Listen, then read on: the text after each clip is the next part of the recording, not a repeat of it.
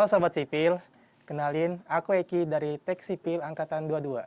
Kali ini kita lagi di episode 2, sikat dengan tema rahasia dan kiat tulus tepat waktu. Nah, kali ini kita lagi kedatangan tamu nih, narasumber sekaligus alumni dari Tek Sipil Angkatan 2019. Mungkin boleh nih Kak Kinan kenalin dulu ke teman-teman Sobat Sipil. Oke, Assalamualaikum teman-teman. Perkenalkan, nama aku Kinan. Mungkin sebagian udah ada yang kenal, tapi pasti ada yang belum. Aku dari angkatan 2019. Gimana kabarnya nih Kak? Alhamdulillah sampai sekarang baik-baik saja. Kayak apa sih Kak setelah lulus tuh? Ada perbedaan nggak sih? Waktu masih kuliah sama setelah lulus? Jawab ya.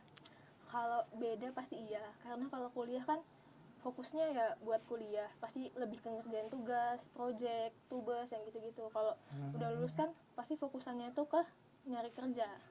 Ada yang fokus nyari kerja, ada yang fokus buat training, ikut-ikut training, ada yang fokus juga beberapa yang ikut sertifikasi yang kayak gitu-gitu. Kalau aku sekarang lagi kerja. Nah nih Kak, sesuai dengan temanya tadi nih, rahasia dan kiat tulus tepat waktu. Mungkin ada beberapa pertanyaan yang mau ditanyain ke kakak nih. Nah kan Kak Kinan sendiri lulusnya 4 tahun ya. 4 tahun di Sipil tuh sudah kayak cum laude kayaknya. Oke. Boleh nggak sih Kak dikasih tipsnya tipis-tipis kayak apa sih biar cepat lulus tepat waktu gitu loh. Nggak lebih dari masanya. Oh, nggak lebih dari masanya. Iya. Kalau ini jujur ya, selama kuliah aku bukan tim yang ambis banget sebenarnya. Tapi kalau emang ada ada tugas, ada project dan sebagainya, itu diusahain banget buat selesai. Itu. Yang trouble kadang kenapa bisa telat lebih dari 4 tahun itu, kadang misal contohnya udah semhas nih, nanti tiba-tiba pas udah mau ngecek lagi yang buat kepenuhan SKS, tiba-tiba ada satu mata kuliah ketinggalan. Yang gitu-gitu sebenarnya yang buat kadang tuh, padahal anaknya tuh udah termasuk rajin dan sebagainya, tapi kadang bisa teledor di situ, atau kadang ada yang ngulang dan sebagainya gitu. Intinya lebih teliti lagi gitu ya. Terus teliti di situ, diperhatiin. Kalau sebenarnya kalau ngulang, aku pun tuh aslinya ada ngulang mata kuliah, tapi alhamdulillah tuh bukan mata kuliah yang bersyarat yang di next semester tuh harus kayak udah harus lulus itu enggak, jadi masih bisa ngejar gitu. Kadang teman-teman tuh banyak yang ketinggalan karena itu enggak lulusnya pas mata kuliah yang bersyarat, jadi di next semester dia belum bisa ngambil karena yang kemarin belum lulus. Kayak gitu kadang yang buat bisa lebih dari 4 tahun. Karena kebanyakan beberapa matkul tuh ada lanjutannya gitu kan. Iya, Jadi berpengaruh ke depannya. betul. Habis itu Kak, kakak punya nggak sih kayak struggle gitu tiap semester saat kuliah, kayak kesulitan gitu? Kan setiap semester tuh makin bertahapnya, harusnya makin naik makin susah nggak sih? Bener banget. Oke, ini kalau kamu semester berapa? 4. Semester 4. Oke, dulu pas aku semester 4 juga udah ngerasa semester 4 tuh berat banget, kayak ya Tuhan, sipil tuh kayak gini Kak gitu di semester Betul itu. 4, di semester 4. Terus habis itu ternyata di next semester lagi, lah kok lebih berat lagi ya gitu. Ternyata emang setiap semester tuh yang kamu bilang pasti ada struggle-nya, entah itu masalah tugasnya atau tugas yang terlalu berat dan sebagainya. Tapi biasanya cara ngatasinnya itu tetap konsisten, sama teman itu sangat mempengaruhi semangat. Jadi jangan sampai menjauh sih dari, sama cari teman-teman tuh yang emang niat buat ngerjain tugas. Maksudnya main nggak apa-apa main, yang penting tugas tuh selesai kayak gitu. Sama kadang konsistennya, kadang kayak struggle-nya tuh kadang kita ngerjain tugas tuh cuma ngepush di awal, nanti sudah sampai akhir-akhir wah udah males, kamu aja yang ngerjain gitu-gitu. Struggle biasa di situ. Karena kalau misalnya susah, nggak paham nih satu mata kuliah gitu, bingung banget, kayak sesama temen nih udah yang biasa, kan kita pasti punya tempat nanya ya, tempat nanya teman dekat kita atau apa buat nanya-nanya tugas. Nah, aku kalau tipikalnya kalau misalnya dari mereka ini udah pada bingung, aku nyari cutting yang aku kenal. Jadi cutting-cutting tuh termasuk sangat membantu di aku, soalnya beberapa mata kuliah yang aku rasa temanku aja udah kebingungan gitu. Jadi aku minta tolong kakak-kakak yang emang aku akrab buat aku tanyain, kayak Kak boleh ngajarin Kak, atau ada contohnya Kakak gitu, biar jadi referensi yang kayak gitu. Saya ngebantu buat yang masalah struggle per semester itu. Jadi setiap kesulitan tuh sebenarnya pasti ada, cuma dari kita sendiri juga gimana Betul tadi kata Kak Kinan. Mungkin intinya jangan malas gitu ya, dipus terus peran teman juga ngaruh nggak sih? Bener, ngaruh banget lingkungan pertemanan. Soalnya aku juga ngerasain sih kayak kita nggak mungkin sendiri gitu loh, Betul. Kalau sendirian stres nggak sih? stres. Oke guys ya, jadi itu simpelnya jawaban dari Kak Kinan mengenai struggle tiap semester. Nah besok ada lagi tuh Kak, kakak pernah nggak sih waktu masih kuliah ikut kayak organisasi gitu? Iya, ikut. Nah kan pasti di organisasi itu kita agak bingung ya, kayak manajemen waktunya gitu loh, kita bagi organisasi, akademik, Iya. itu pasti kebanyakan orang masih kayak ambil salah langkah gitu loh, mana yang harus diduluankan dulu. Kalau dari kakak itu gimana? Oke, aku izin jawab ya. Jadi kalau aku tuh tipikalnya, kan kemarin sempat organisasi tuh di HMS sama sempat di UKM juga di luar. Nah, habis itu yang paling kerasa manajemennya tuh pas di HMS-nya, yang di salah satu departemen Dagri.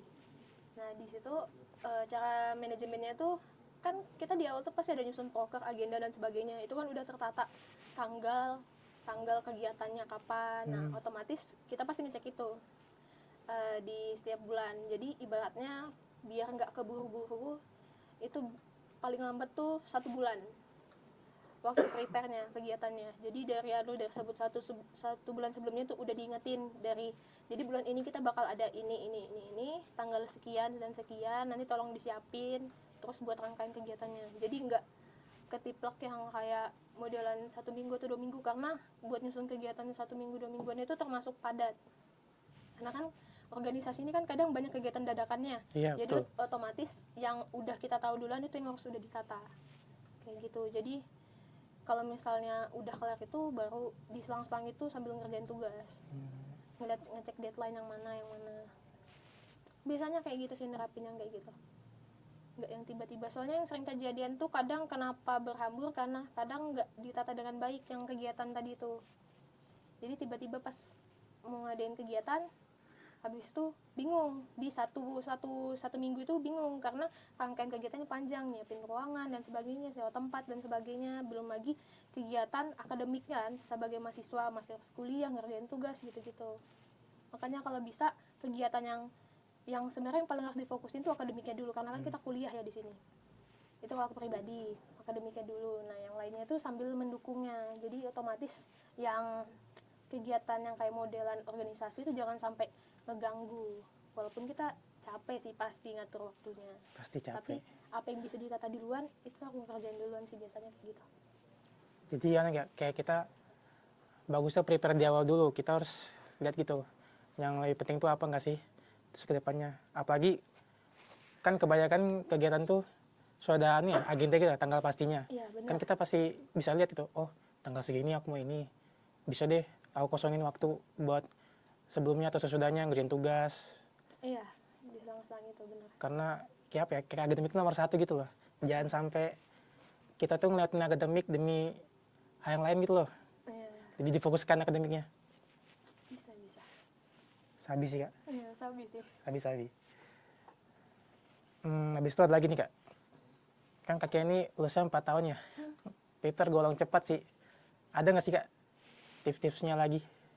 Tips-tipsnya lagi ya. Oke, aku jawab. Jadi sebenarnya angkatanku tuh kan mayoritas 4 tahun ya. Terus kalau caranya gimana, sebenarnya itu kan pasti kita satu punya kalender akademik, terus kita juga biasanya ngecek SKS kita kan, kayak matkul pilihan wajibnya itu udah terpenuhi belum, sebenarnya yang penting di situ. Dan kalau bisa, kalau misalnya apa ya, IP itu jangan sampai apa yang buat kita tuh ngambil SKS tuh di bawah 20. Iya. Jadi itu sebenarnya ngebantu banget. Contohnya apa ya, banyak anak-anak yang dari semester 7 tuh udah bersih, jadi dia nggak ada ngambil matkul pilihan lagi, nggak ada ngambil matkul wajib. Semester 8-nya sisa fokus TA. Nah itu sebenarnya yang bagus banget buat nunjang apa ya, nunjang IPS. IPS itu bagus banget buat nunjang itu. Terus syaratnya itu sih lebih merhatiin lagi, karena banyak kejadian yang buat kayak contohnya tuh udah semhas, udah sidang, udah akhir, ibaratnya udah plong, tiba-tiba pas ngecek, pas mau daftar wisuda, ngecek SKS, ternyata ada mata kuliah wajib yang ketinggalan. Nah itu sebenarnya yang kadang bisa buat trouble, sama yang tadi udah dibahas, yang misalnya kayak ketinggalan ini, ngulang salah satu mata kuliah yang bersyarat. Terus habis itu dia cuma bisa ngambil di bawah 20 SKS. Nah itu biasanya yang buat ngebatasin dia di semester selanjutnya, jadi nggak bisa ngambil lagi. Yang kayak gitu-gitu sebenarnya yang kayak ibaratnya ngebuat bisa lebih dari 4 tahun. Soalnya aku juga di semester 8 tuh masih ada satu mata kuliah kalau nggak salah. Jadi nggak pure yang kayak, saya mayoritas teman-temanku banyak yang gitu, di semester 8 udah pure. Tapi karena aku yang ngimbangin itu, biar nanti nggak ketinggalan kan SKS-nya, jadi aku tetap ngambil di semester 8 syarat lulus. Itu yang kadang buat teman-teman nggak entah kenapa setiap tahun tuh pasti ada kejadian kayak gitu. Tiba-tiba SKS-nya kurang, SKS wajibnya. Itu kayak gitu-gitu sih yang harus dihindarin. Harus lebih teliti lagi ngeceknya kayak gitu. Kalau menurut kakak, mahasiswa yang lulus tepat waktu tuh kayak apa sih, Kak? Mahasiswa yang lulus tepat waktu itu Iya. kayak apa? Pandangan kakak tuh kayak apa loh? Kan ada nih mahasiswa yang milih lulusnya nggak tepat waktu, tapi dia ya bisa dibilang mendalami gitu loh. Tapi sama mahasiswa yang lulusnya tepat waktu gitu loh. Pokoknya harus 4 tahun, 3,5 kalau bisa. Oke, aku jawab ya. Sebenarnya ini tergantung pandangan pribadi ke masing-masing ya, pasti beda-beda. Nah, kalau aku pribadi prepare yang lulus 4 waktu. Kenapa? Karena uang hidup kita kan masih bukan kita yang biayain ya. Iya. Alhamdulillah kalau misalnya teman-teman dapat beasiswa nih, jadi sedikit ngebantu lah buat orang tua. Tapi apa kabar teman-teman yang mandiri gitu? Iya. Pasti kan berat banget Kasian banget tuh. buat yang kayak gitu-gitu. Jadi kalau misalnya mayoritas aku pribadi pengennya tuh lulusnya tepat waktu, karena emang niatnya habis lulus fokus dulu buat kerja. Tapi ada juga teman-teman yang tadi kayak kamu bilang, dia agak sedikit panjang kuliahnya, tapi di sela-sela itu, di waktu itu dia juga banyak ngisi kegiatan yang bermanfaat buat dia gitu loh. Dan menurutku itu juga nggak masalah, karena kan semua orang punya pilihan kan. Dan kalau pilihanku ya aku nerapin buat lulus kuliah 4 waktu gitu. Sebenarnya nggak sih, balik ke masing-masing aja. Bener. Ada yang orang mau kuliah, tapi dia kan kebanyakan yang lama tuh sambil kerja ya. Iya, Dia sekalian nimba ilmu juga. benar. Ada juga orang yang mau 4 tahun karena ya dia mungkin mikirnya aku masih biayain orang tua ini. Kayak nggak enak deh kalau lulus sama lama, takutnya mau membantu orang tua kan. Iya, benar. Kan ada juga teman-teman yang kuliah sambil kerja kan. Iya. Itu yang kadang yang buat mereka nggak 4 tahun gitu, tapi tetap lulus kuliahnya. Dan itu nggak masalah sih menurutku. Karena kan aku pribadi kuliah bukan pakai uang sendiri, makanya prepare buat lulus tepat waktu. Jadi intinya guys, balik ke masing-masing dulu. Ya, gitu intinya. Nah terakhir nih Kak, mungkin Kakak ada saran gitu atau motivasi yang ingin Kakak berikan buat mahasiswa-mahasiswa teknik sipil yang lagi aktif ini? Saran dan motivasi ya. Yoi. Oke, mungkin yang paling aku pengen kasih tahu tuh nggak apa-apa misalnya kalau teman-teman emang sesuka itu sama organisasi, itu bagus banget buat ngembangin relasi pengetahuan kalian di luar akademik fokusnya sipil gitu. Karena kan ada teman-teman yang kayak kejerat aja udah gitu masuk sipil. Jadi yang penting nggak apa-apa, kalian punya pilihan masing-masing, tapi kalau bisa karena kalian udah jalanin dan memang niatnya lulus, yang dijaga sebenarnya tuh saran sih jangan sampai ini ya, relasi kurang satu, terus minimal ada skill yang dibawa dari apa ya, makanya kalau pas masih kuliah misalnya ada pelatihan atau apapun kegiatan yang udah difasilitasin sama himpunan atau dari luar, itu kalau bisa ikutin. Karena aku sendiri berasa pas kuliah itu jarang banget ikut pelatihan. Ternyata pas mau masuk kerja itu tuh dibutuhin banget kayak sertifikasi, misalnya udah pernah ikut pelatihan bangunan gedung tuh yang gitu-gitu, itu jadi poin plus ternyata gitu. Makanya buat teman-teman kalau misalnya yang emang ada pelatihan dan kalian boleh daftar mumpung masih kuliah, ikut aja. Itu juga ngembangin relasi kalian gitu. Sama yang penting ada kalian punya skill yang dibawa dari keluar sipil gitu. Karena kan kalau emang kalian mau masuk di bidangnya sipil, minimal kalian punya salah satu skill di sipil gitu. Entah kalian bisa ngitung apakah RAB, bisa gambar dan sebagainya, minimal itu sih buat teman-teman gitu. kalau emang mau masuk sipil. Kalau memang siapa tahu ke bidang lain. Itu aja sih sarannya. Relasi yang paling kerasa itu. Relasi. Nah, Iya sih, relasi tuh kepake banget pokoknya lah. Iya, mau kalian minta tugas, mau Betul. apa, sampai kalian keluar tuh karena masih kepake kalau memang relasi kalian bagus gitu. Gak cuma stuck di perkuliahan aja. Lagi kalau kayak kalian kan sudah kerja ya, relasi tuh pasti kepake banget nggak sih? Iya, bener. Mungkin lebih bagus lagi kalau kita sambil kuliah tuh sambil relasinya dicari juga. Jadi pas lulus tuh kayaknya kita info loker banyak. Bener. Aman itu jadi, bener banget. nggak nganggur lama gitu loh. Iya, kamu lagi diam-diam tiba-tiba di chat ditawarin kayak mau di sini kah, lagi butuh ini. Kalau misalnya kamu berminat, ya nggak apa-apa dijalanin gitu-gitu.